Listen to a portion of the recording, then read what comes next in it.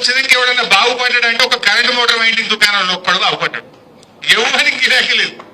నేను గజ్వేల రాగా చూసుకుంటా 100 టూలెట్ బోర్డులు ఉన్నాయి. అన్ని దుకాణాలు ఎత్తిపోతున్నాయి, ఒక మోటార్ వైండింగ్ దుకాణాలు మాత్రం తెరుతాం. ఎందుకంటే మోటార్లు బాగా గాలిపోతున్నాయి, కరెంట్ సరిగ్గా వస్తుంది. కాంగ్రెస్ వచ్చినాక రివర్స్ అయిపోయింది మొత్తం. మీకు ఒకసారి గుర్తుందో లేదో పాతది నేను యాడ్ చేస్తా. కేసీఆర్ ముఖ్యమంత్రి ఉన్నప్పుడు చంద్రబాబు నాయుడు ఆంధ్రలో మాట్లాడింది ఒకసారి. అరే ఒకప్పుడు ఆంధ్రలో ఎకరం అమ్మితే తెలంగాణలో 10 ఎకరాలు వచ్చు, కానీ 10 ఏళ్లలో కేసీఆర్ ముఖ్యమంత్రి అయినాక ఇప్పుడు తెలంగాణలో ఎకరం అమ్మితే ఆంధ్రలో 10 ఎకరాలు వస్తుంది అని ఎవరన్నారు? చూసిండ్రా మీరందరూ?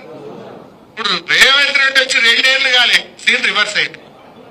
అయిందాకా లేదా?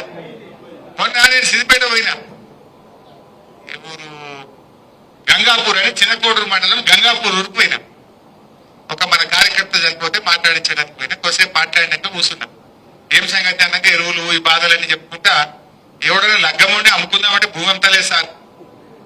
ఏమైతుందంటే 40 లక్షలకి అడుగు తీయలేదు, ఇప్పుడు 20కి ఇద్దామంటే కూడా ఎవడత్తలేడు వాడు. అంటే ఇప్పుడు ఏమైంది?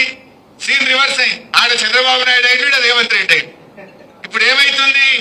ఇప్పుడు మళ్ళా ఆంధ్రలో ఎకరం అంతా తెలంగాణలో 2 ఎకరాలు వస్తుంది. అయిందా లేదా? గజ్వేల్లో మీ అందరికి అనుభవమే ఉంటుంది. రేట్లు తగ్గినాయా పెరిగినాయా? ఎంత తగ్గినాయి? సగానికి సగమైంది. ఇంకా 2 ఏళ్ళు ఉంటే ఇంకేమవుతుందో. దోసాల్లో సగమైంది. ఈ రేవంత్ రెడ్డి ఇంకో ఏడాది 2 ఏళ్ళు ఉంటే ఇంకెంత తగ్గుతుంది? బేరాలు బంధు, కార్లు గుంజుకపోతుర్రు, మోటార్ సైకిల్ ఇన్స్టాల్మెంట్లు లేవు, దుకాణాలు బంద్ అయిపోయినాయి, డీజిల్ కు పైసలు లేవు, బేరాలు లేవు, కొత్తగా ఇల్లు కట్టేవాడు లేడు, ప్లాట్ కొనేటోడు లేడు. ఎవడన్నా అవసరం పడి భూమి అమ్ముకుందామంటే కొనే దిక్కులేదు. నిజమేనా? ఇది రేవంత్ రెడ్డి పాలన పుణ్యం. ఎవరు తృప్తిగా ఉండను, ఎవరికి నువ్వు మేలు చేసినావు?